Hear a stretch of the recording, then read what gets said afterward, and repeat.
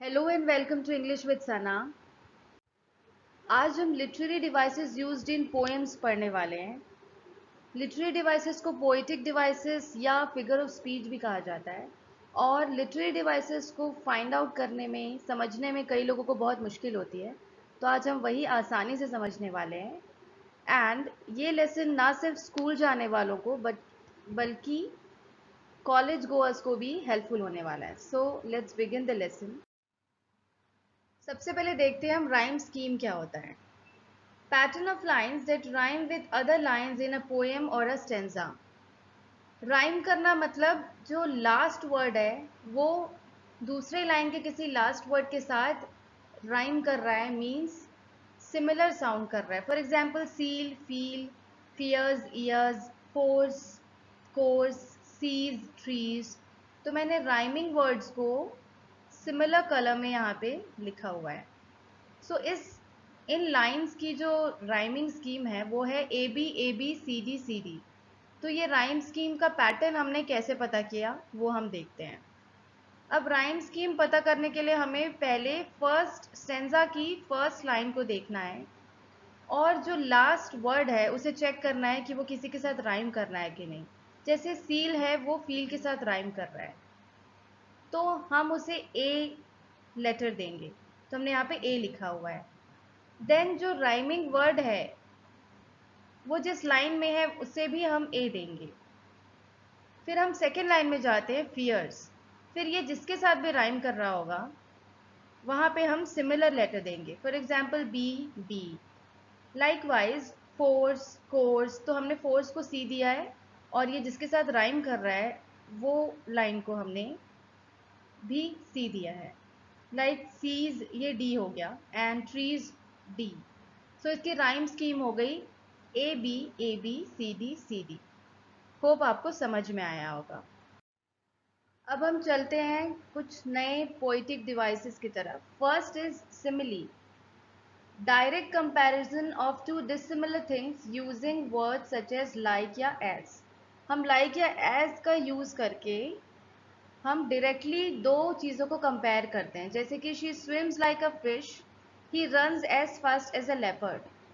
तो हम एक ह्यूमन बीइंग को एक एनिमल से कंपेयर कर रहे हैं लाइक और एज यूज करके। Second is metaphor. मेटाफर में हम कंपैरिजन तो कर रहे हैं बट इनडायरेक्ट कंपैरिजन कर रहे हैं डिसिमिलर थिंग्स का। For example, my younger brother is a cute little teddy bear, he is my sunshine.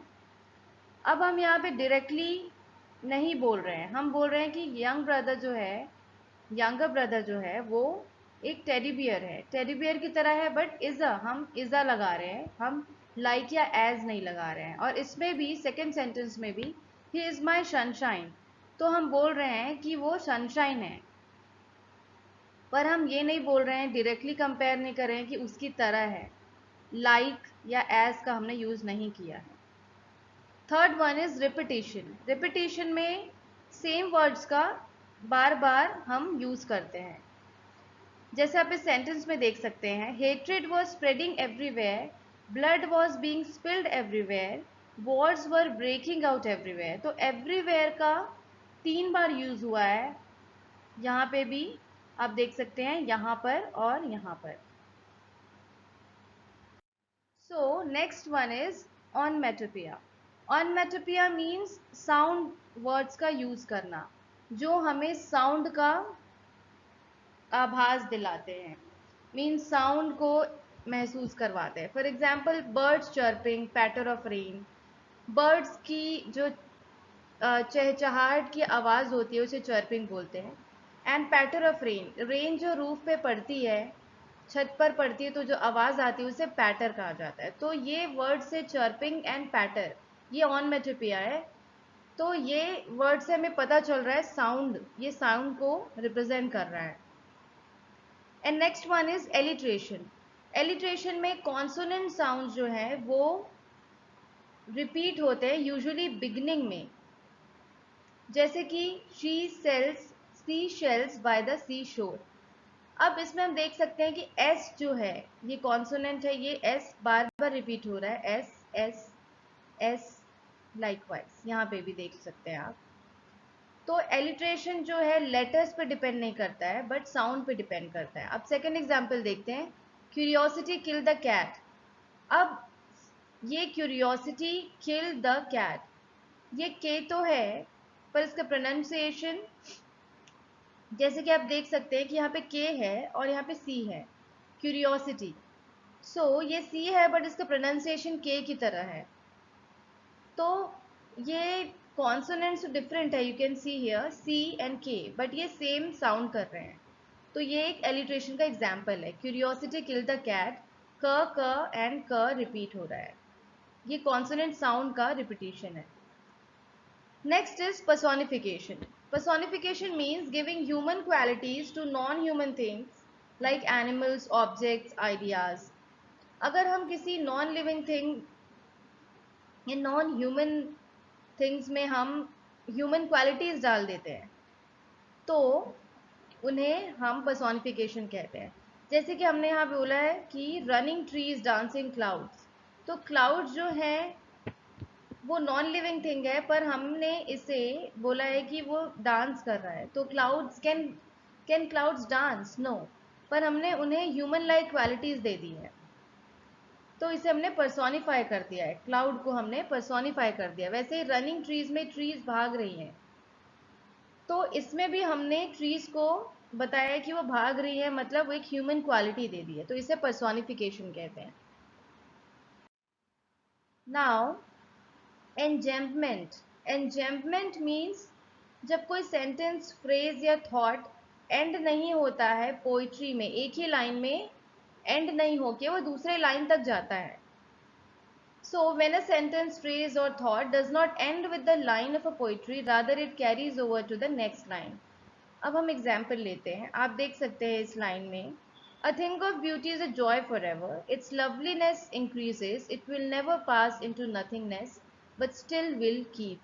तो आप देख सकते हैं कि It will never pass into nothingness, but still will keep. ये एक लाइन है, ये एक सेंटेंस है बट दो लाइन्स में कवर हुआ है ये। तो फर्स्ट लाइन में 3 वर्ड्स हैं, फिर बाकी के जो वर्ड्स हैं वो दूसरी लाइन तक गए हैं। तो कोई भी सेंटेंस, फ्रेज या थॉट एक ही लाइन में ना एंड होके सेकेंड लाइन तक जाए तो उसे एन्जेम्पमेंट कहते हैं। Now second and next poetic device is oxymoron. Oxymoron means ऐसे वर्ड्स जो एक दूसरे को कॉन्ट्राडिक्ट करते हैं, मतलब एक साथ यूज किए गए हैं पर वो एक दूसरे के ऑपोजिट है। For example clearly confuse, cold fire. Clearly confuse मतलब अगर हम ये वर्ड यूज कर रहे हैं किसी के लिए कि शी इज क्लियरली कन्फ्यूज, तो या तो वो क्लियर हो सकती है या तो कन्फ्यूज हो सकती है, पर हमने बोला है कि वो क्लियरली कन्फ्यूज है, मतलब ये दोनों वर्ड्स एक दूसरे के ऑपोजिट हैं पर हम उसे यूज कर रहे हैं। जैसे कि कोल्ड फायर, तो फायर या तो वार्म हो सकती है और हमने यहाँ पे कोल्ड फायर लिखा है, तो हमने ऐसे दो वर्ड्स का यूज किया है जो एक ऑपोजिट मीनिंग दे रहे हैं। सो उसे ऑक्सीमोरॉन कहते हैं। Now next one is hyperbole. Hyperbole means use of obvious and deliberate exaggeration. इसका मतलब है कि किसी भी चीज को बहुत ज्यादा बढ़ा चढ़ा के बताना। जैसे पोएटिक डिवाइसेस में ऐसा ही होता है कि पोएट जो है वो किसी भी चीज़ पे ज़्यादा स्ट्रेस करने के लिए, अपनी इमोशंस बताने के लिए उसे ज़्यादा एग्जेजरेट कर देते हैं, बढ़ा चढ़ा कर बताते हैं। For example, he is running faster than the wind. क्या कोई विंड से, हवा से फास्टर रन कर सकता है, दौड़ सकता है? नहीं कर सकता। बट ये पोएटिक डिवाइस है, इन्होंने बताया है कि वो कितना फास्ट है, ये बताने के लिए उसने विंड से कंपेयर किया है कि is running faster than the wind, मतलब यहाँ पे बढ़ा चढ़ा के कोई बात कही गई है तो उसे हाइपरबोल कहा गया है। Now the next poetic device is consonants. Consonants means repetition of consonant happens at the end or middle of closely connected words in a sentence. अब हमने जो पहले पढ़ा अलिट्रेशन, एलिट्रेशन और कॉन्सोनेंट सिमिलर लगते हैं पर ये डिफरेंट है। एलिट्रेशन में जो कॉन्सोनेंट साउंड था वो स्टार्ट में रिपीट होता है और वो साउंड पे डिपेंड करता है, बट कॉन्सोनेंट्स में जो कॉन्सोनेंट है वो रिपीट करता है मिडिल या एंड में। जैसे कि एग्जाम्पल में देखते हैं, द बिग अगली frog levied on a log. यहाँ पे एल और एल रिपीट हो रहा है, ये लास्ट के वर्ड्स में रिपीट हो रहा है। A blessing in disguise. इसमें हम देख सकते हैं कि ये मिडिल में रिपीट हो रहा है, जैसे कि एस जो है ये एक कॉन्सोनेंट है, यहाँ पे एस एस एंड यहाँ पे भी एस रिपीट हो रहा है, यहाँ पे भी एस रिपीट हो रहा है। तो ये कॉन्सोनेंट्स में जो कॉन्सोनेंट है वो मिडिल में भी रिपीट हो सकते हैं एंड एंड में रिपीट होते हैं ज़्यादातर।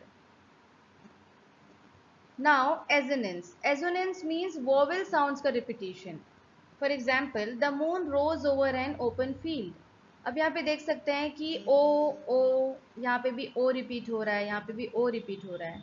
तो ये वोवेल साउंड्स बार बार रिपीट हो रहे हैं, उसे एजोनेंस कहते हैं। Next poetic device is imagery. Imagery में कोई ऐसा वर्ड या सेंटेंस यूज करना जो विजुअल सेंसरी इमेज रीडर के माइंड में क्रिएट करता है। अब हम एग्जाम्पल देख लेते हैं। Children were playing in the fields, fresh and juicy oranges are very cold and sweet. तो ये फर्स्ट सेंटेंस हमें पता चल रहा है कि हमें हमारे माइंड में एक इमेज क्रिएट हो रही है कि चिल्ड्रन कहीं फील्ड्स में या ग्राउंड में खेल रहे हैं। तो हमारे मन में एक इमेज क्रिएट हो रही है, एक visual image. Now second one is fresh and juicy oranges are very cold and sweet. जब हम ये ऐसे वर्ड्स का यूज कर रहे हैं तो हमें एक सेंसरी इमेज क्रिएट हो रही है कि ये जूसी ऑरेंजेस जो हैं वो ठंडे हैं, वो मीठे हैं। तो इससे एक हमारे सेंसेस में प्रभाव डाल रहा है, तो एक सेंसरी इमेज क्रिएट कर रहा है कि वो मीठे हैं, कोल्ड हैं, इस तरीके से। Now next one is transferred epithet. Transferred epithet means adjective attached to a noun that describes some other noun. हम किसी नाउन के साथ कोई एडजेक्टिव यूज करते हैं पर वो किसी और चीज को दिखाता है। जैसे कि अगर हम यूज कर रहे हैं टेरिफाइड हैंड्स, तो टेरिफाइड हैंड्स तो डरे हुए नहीं हो सकते, टेरिफाई मीन्स डरा हुआ होना। सो हैंड्स जो है वो डरे हुए नहीं हो सकते, किसी इंसान के लिए यूज किया गया है तो वो इंसान एज अ होल डरा हुआ है, हैंड्स डरे हुए नहीं है।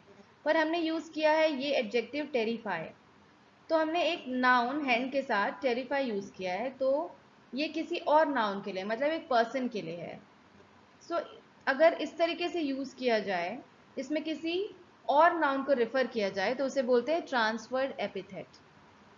तो इसीलिए इसका नाम भी है ट्रांसफर्ड एपिथेट, मीन्स ट्रांसफर किया गया है, ये एडजेक्टिव किसी और के लिए यूज किया गया है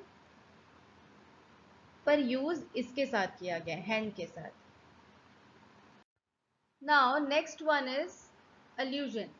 अल्यूजन मतलब किसी भी हिस्टोरिकल प्लेस, पर्सन या थिंग को एक रेफरेंस देना, मतलब किसी को भी रेफर करना टू अ हिस्टोरिकल प्लेस या फेमस पर्सन हो गया या थिंग हो गया।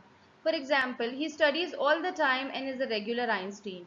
यहाँ पे किसी लड़के को ये बताया गया है कि वो हर समय पढ़ते रहता है, तो उसे रेफर किया गया है कि ये एक रेगुलर आइंस्टीन है, क्योंकि आइंस्टीन एक बहुत बड़े साइंटिस्ट थे जो एक हिस्टोरिकल पर्सन है, फेमस पर्सन है। तो उनको रिफर किया गया है, इस लड़के को उनसे रिफर किया गया है। Second one is go ahead ask me anything, I am a Google over here. यहाँ पे बोला गया है कि मुझे सब कुछ पता है, आप आगे बढ़ के मुझसे कुछ भी पूछिए, तो मैं गूगल हूँ यहाँ पे जो तुम्हें सारी चीज़ों का जवाब दूंगा। तो ये गूगल से कंपेयर किया गया है इसको कि वो सारी चीज़ों का जवाब दे सकता है, और गूगल में हम देखते हैं कि हम कुछ भी टाइप करते हैं तो हमें उसका आंसर मिल जाता है, इसीलिए इसको रेफर किया गया है। तो ये क्या है, गूगल एक फेमस प्लेस है जहाँ पे हमें हर चीज़ का जवाब मिल जाता है। Now, anaphora. Anaphora means repetition of words at the start of two or more consecutive lines. लगातार दो लाइन्स में अगर किसी वर्ड का रेपिटिशन हो रहा है, रिपीट हो रहा है कोई वर्ड लगातार दो लाइन्स में, तो उसे एनाफोरा कहते हैं। यहाँ पे आप देख सकते हैं ये एक पोएम की दो लाइन्स हैं। 5 years have passed, 5 summers with the length of। तो इसमें 5 और 5 स्टार्ट में ही रिपीट हो रहा है, ये दोनों सिमिलर वर्ड्स हैं जो कॉन्जिक्यूटिव लाइंस मतलब एक के बाद एक लाइंस में रिपीट हो रहे हैं, उसे एनाफोरा कहते हैं। Now antithesis. एंटीथीसिस मीन्स दो ऑपोजिट वर्ड्स, कोई क्लॉज है, कोई सेंटेंस है, उनको सेंटेंस में एक साथ रखा जाता है। For example, slavery is antithesis of freedom. जो दास्ता है किसी की वो फ्रीडम से ये ऑपोजिट है ये दोनों, तो हम अगर एक साथ उन दोनों का यूज़ कर रहे हैं तो वो एंटीथीसिस कहलाता है। अब आप देख सकते हैं यहाँ पे रॉबर्ट फ्रॉस्ट की एक पोएम है फायर एंड आइस, तो ये कॉन्ट्रास्ट शो कर रहा है, ये ऑपोजिट जो है मीनिंग शो कर रहा है दो वर्ड्स फायर एंड आइस के बीच में। तो जहाँ पे भी ऐसे दो वर्ड्स का यूज़ किया जाता है जहाँ पे हमें पता चलता है कि दोनों ऑपोजिट वर्ड्स हैं, एक साथ उनको यूज़ किया गया है, तो उसे एंटीथीसिस कहते हैं। Now the next poetic device is synecdoche. Synecdoche means used where a part is used to signify the whole, मतलब किसी एक पूरे होल को बताने के लिए हम उसके पार्ट का यूज़ करते हैं। अब एग्जाम्पल देखते हैं, I have bought new wheels. अगर मैं ये बोल रही हूँ कि मैंने न्यू व्हील्स खरीदे हैं, मतलब उससे हमें पता चल जाएगा कि मैंने एक न्यू कार खरीदी है। तो कार का एक पार्ट होता है व्हील, तो ऐसे यूज़ किया जाता है कि हम किसी एक पार्ट को बताते हैं जिससे हमें पूरे होल के बारे में पता चल जाता है। Second example is boots on the ground. Boots on the ground use किया जाता है सोल्जर्स को रिफर करने के लिए। हम सिर्फ उनके बूट्स को रिफर कर रहे हैं यहाँ पे, पर उससे पता चल जाएगा कि हम पूरे सोल्जर्स को रिफर कर रहे हैं। Next is pun. Pun means a humorous way to use words in which a word or phrase has more than one meaning. तो यहाँ पे ह्यूमरस का मतलब होता है कि हम एक फ़नी वे में किसी चीज़ को यूज़ कर रहे हैं, मतलब एक वर्ड को यूज़ कर रहे हैं जिनके दो मीनिंग हो सकते हैं। अब एग्जाम्पल में देखते हैं, why did the spider go to the computer to check his website. इसका मतलब है कि ये बोल रहे हैं कि स्पाइडर कंप्यूटर पे क्यों जाएगा, अपनी वेबसाइट चेक करने के लिए। मतलब स्पाइडर जो है वो जाला बनाता है, उसे वेब बोलते हैं, तो कंप्यूटर पे इसलिए जाएगा कि अपनी वेबसाइट चेक करने के लिए। तो यही वो बोल रहा है कि एक तो वेबसाइट मतलब हम कंप्यूटर पे जो वेबसाइट्स देखते हैं वो, और दूसरा ये शो कर रहा है स्पाइडर का जो वेब है, उसका जो रहने का जो घर है, उसे रिप्रेजेंट कर रहा है एक मजाक वे में कि स्पाइडर कंप्यूटर के पास क्यों जाएगा, अपनी वेबसाइट चेक करने में। Okay, next one is symbolism. अगर हम किसी भी place, person, word, action, object को किसी को सिग्निफाई करने के लिए, मतलब एक सिंबल की तरह, साइन की तरह यूज़ करते हैं किसी को रिप्रेजेंट करने के लिए, तो वो सिंबल होता है। जैसे कि हम डव को पीस का सिंबल मानते हैं, ब्लैक को डेथ का सिंबल मानते हैं। तो पोएम में किसी भी लाइन में कहीं भी हमें एक ऐसे वर्ड का यूज़ किया गया है जो किसी और को रिप्रेजेंट करता है, एक साइन की तरह उसकी क्वालिटीज़ को रिप्रेजेंट करता है, तो हम उसे सिंबलिज्म में गिनेंगे। Now next one is inversion. Inversion means एक नॉर्मल जो ऑर्डर होता है सेंटेंस का, हम उसे पलट देते हैं, उसे इन्वर्ट कर देते हैं। जैसे कि my teacher kind and generous, to the store I will go. ये इन्वर्जन है, पर नॉर्मल में हम कैसे बोलेंगे, my kind and generous teacher, ऐसा बोलते हैं। पर हम उसे इन्वर्ट कर रहे हैं, हम टीचर को पहले ला दे रहे हैं, फिर कॉमा के बाद उसकी जो क्वालिटीज़ है वो बता रहे हैं। सेकेंड एग्जाम्पल में to the store I will go, तो मैं नॉर्मली कैसे बोलेंगे हम इसे, I will go to the store, हम ऐसे बोलते हैं, बट हम इन्वर्जन में ऐसे भी यूज़ कर सकते हैं, to the store I will go. तो ये सेम मीनिंग क्रिएट कर रहा है, बट एक पोएटिक डिवाइस है, एक इफेक्ट क्रिएट करने के लिए पोएट्स इसे यूज़ करते हैं। Now asyndeton. Asyndeton is omission of conjunctions between words. अगर हम दो वर्ड्स यूज़ कर रहे हैं तो नॉर्मली हमें कंजंक्शन यूज़ करना चाहिए। कंजंक्शन मीन्स जो दो वर्ड्स को लिंक करे। जैसे कि एग्जाम्पल देखते हैं, I came, I saw, I conquered. इन सेंटेंसेस में हमें ऐसे यूज़ करना चाहिए था, I came, I saw and then I conquered, पर हमने एंड को हटा दिया, ये जो कि कंजंक्शन है उसे ऑमिट कर दिया, उसकी ज़रूरत हमने नहीं महसूस की। मतलब पोएटिक डिवाइस में ऐसा होता है कि पोएट्स ये ऑमिट कर देते हैं, तो इसे एसिंडिटेंट बोलते हैं। Now next one is irony. Irony मतलब ऐसे वर्ड्स का यूज़ करना जो ऑपोजिट हो पर वो फनी लगे, इस तरीके से उसे यूज़ किया जाता है। So use of words that mean the opposite of what you think, especially in order to be funny. Example है, this is my brilliant son who failed in college exams. तो हम किसी का मजाक बनाने के लिए ऐसा बोलते हैं ना कि देखो मेरा ब्रिलियंट सन है जो कॉलेज एग्जाम में फेल हो गया, मतलब एक तरफ तो उसे ब्रिलियंट भी बोल रहा है, एक तरफ बोल रहा है कि वो फेल हो गया है। तो वही, ये दोनों जो वर्ड्स हैं वो ऑपोजिट मीनिंग शो कर रहे हैं, वो आयरनी शो कर रहे हैं एक फनी वे में। Okay, this was all about the literary devices. मैंने जितने भी लिटरेरी डिवाइसेस हैं, ऑलमोस्ट एवरीथिंग जो इम्पोर्टेंट है वो मैंने कवर किया है। होप आपको ये वीडियो पसंद आया होगा। If you like the video then do share to the other people as well and subscribe the channel for more such good videos, and thank you and happy learning। और इस channel पे basic English and smart English, telephonic business English भी आगे मैं cover करने वाली हूँ, and 9 से 12th तक के इंग्लिश के लेसन्स भी डल चुके हैं, कुछ लेसन्स, एंड आगे भी कुछ लेसन्स डलने वाले हैं। So keep sharing. अगर आपको इसमें इंटरेस्ट है, आपको इंग्लिश लर्निंग में इंटरेस्ट है, then keep linked with the YouTube channel। Thank you very much. Happy learning।